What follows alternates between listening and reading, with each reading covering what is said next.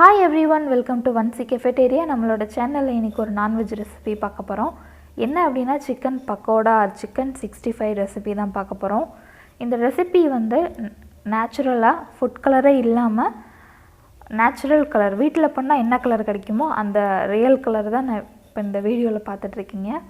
இந்த ரெசிபி எப்படி பண்றதுங்கறதை இந்த வீடியோல நம்ம கம்ப்ளீட்டா பார்க்க போறோம். அதுக்கு தேவையான ingredients எல்லாம் நான் ரெடியா எடுத்து வச்சிருக்கேன். அது என்னென்னங்கறதை சிக்கன்ல ஆட் பண்றப்ப நான் உங்களுக்கு சொல்றேன். இந்த ரெசிபி வந்து boneless chickenல தான் பண்ணனும். அப்பதான் வந்து நல்லா இருக்கும். boneless chicken ஒரு 1/4 கிலோ எடுத்துர்க்கேன் நானு. அதுல ஒரு 3 காடை முட்டை சேர்த்திருக்கேன். காடை முட்டை வந்து ரொம்ப சின்னதா இருக்கும். அதனால 3 போட்டுருக்கேன். 1/4 கிலோ சிக்கனுக்கு 1 எக் போதும். பெரிய எக்கா இருந்தா 1 எக் போதும். நான் காடை முட்டை எடுத்துக்கனால 3 போட்டுருக்கேன். அடுத்து 2 ஸ்பூன் கடலை மாவு, 1 ஸ்பூன் கார்ன்ஃப்ளவர் மாவு. எந்த ஸ்பூன்ல நீங்க கடலை மாவு எடுக்கறீங்களோ அதிலே 1 ஸ்பூன் கார்ன்ஃப்ளவர் எடுத்துக்கங்க. அடுத்து 1/4 ஸ்பூன் மஞ்சள் தூள். அடுத்து 1/2 spoon red chilli powder, 1/2 spoon Kashmiri chilli powder. ரெண்டையும் ஒரே கப்ல எடுத்துட்டேன். அதை சேர்த்திருக்கேன். அடுத்து 1 ஸ்பூன் garam masala. அடுத்து இஞ்சி பூண்டு பேஸ்ட். இஞ்சியும் பூண்டையும் நான் நல்லா தட்டி அதல சேர்த்திருக்கேன். அரைக்காம தட்டி சேர்த்திருக்கேன். அப்பதான் வந்து அதோட ஃப்ளேவர் வந்து இன்னும் நல்லா இருக்கும். அதுக்காக தட்டி போட்டுருக்கேன் நான்.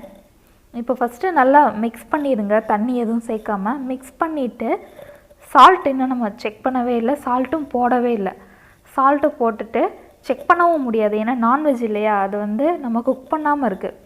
குக் பண்ணாம இருக்குறதுல வந்து ஒரு சிலர் வந்து டேஸ்ட் பார்க்க சங்கடப்படுவாங்க. அதனால நல்லா மசாலால 1/2 மணி நேரம் ஊறின பின்னாடி ஒன்னு எடுத்து ஃப்ரை பண்ணுங்க ஆயில்ல. ஃப்ரை பண்றப்ப அந்த நல்லா ஆறின பின்னாடி எடுத்து சாப்பிட்டு பாத்தீங்க அப்படினா salt கரெக்ட்டா இருக்கா, காரம் கரெக்ட்டா இருக்கான்னு செக் பண்ணிட்டு எது கம்மியா இருக்கோ அத வந்து சிக்கன்ல திருப்பி அந்த மசாலால mix பண்ணிட்டு ஃப்ரை பண்ணி எடுத்துக்கலாம்.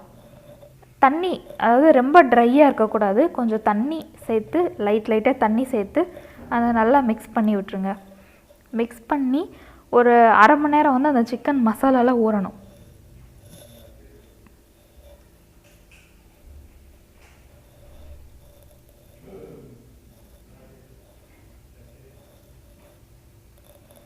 அதே மாதிரி ரொம்ப தண்ணியாவும் இருக்க கூடாது அந்த மசாலா. ஓரளவு திக்கா இருக்கணும். அத நல்லா மூடி வச்சிருங்க. 1/2 மணி நேரம் கழிச்சு நம்ம ஆயில்ல ஃப்ரை பண்ண போறோம். இப்போ 1/2 மணி நேரம் கழிச்சு இப்போ நான் ஒவ்வொண்ணா ஃப்ரை பண்ண போறேன். ஆயில் நல்லா ஹீட் ஆன பின்னாடி அந்த சிக்கன் பீசஸ் இருக்குலையா? அத ஒவ்வொண்ணா நீங்க கையில எடுத்து போடுங்க. அப்பதான் ஒண்ணோட ஒண்ணு ஒட்டாம வரும். இது பிராய்லர் சிக்கன்ங்கறனால வேகமா குக் ஆகிரும். 5 மினிட்ஸ்ல இத ஃப்ரை பண்ணி எடுத்துறலாம். அதாவது ஒவ்வொரு டைமுக்கும் நீங்க எத்தனை சிக்கன் போடுறீங்களோ அந்த பீசஸ 5 மினிட்ஸ்ல நீங்க ஃப்ரை பண்ணி எடுத்துறலாம். போட்ட உடனே எப்பவுமே சிக்கனை வந்து திருப்பி போடாதீங்க. போட்டுட்டு ஒரு few minutes வெயிட் பண்ணுங்க. அதுக்கு அடுத்த பக்கம் திருப்பி போடுங்க.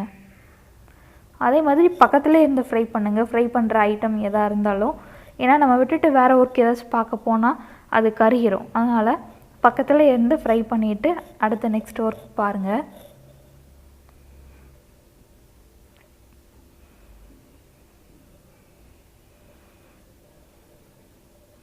இந்த சிக்கன் ஃபுல்லா ஃப்ரை பண்ணிட்டு flame ஆஃப் பண்ணிட்டு அதே எண்ணெயிலேயும் நல்லா வாஷ் பண்ண கரி லீவ்ஸ் இருக்குலையா? கறிவேப்பிலை. அத அதல போடிங்கனா அப்படினா பொரிஞ்சிரும். அந்தத அப்படியே சிக்கன் மேல போடிங்க அப்படினா அது வந்து ஒரு டெக்கரேஷன்காகவும் இருக்கும். இல்லாட்டி அந்த கறிவேப்பிலை கூட சிக்கன் சாப்பிடுற டேஸ்டும் நல்லா இருக்கும். அதுக்காக நான் அந்த கறிவேப்பிலையை ஃப்ரை பண்ணி மேலே போட்டுருக்கேன். நம்மளோட chicken pakoda or chicken 65 ready ஆயிருச்சு. இந்த ரெசிபியை நீங்கள் உங்க வீட்ல ட்ரை பண்ணி பாருங்க. Thanks for watching.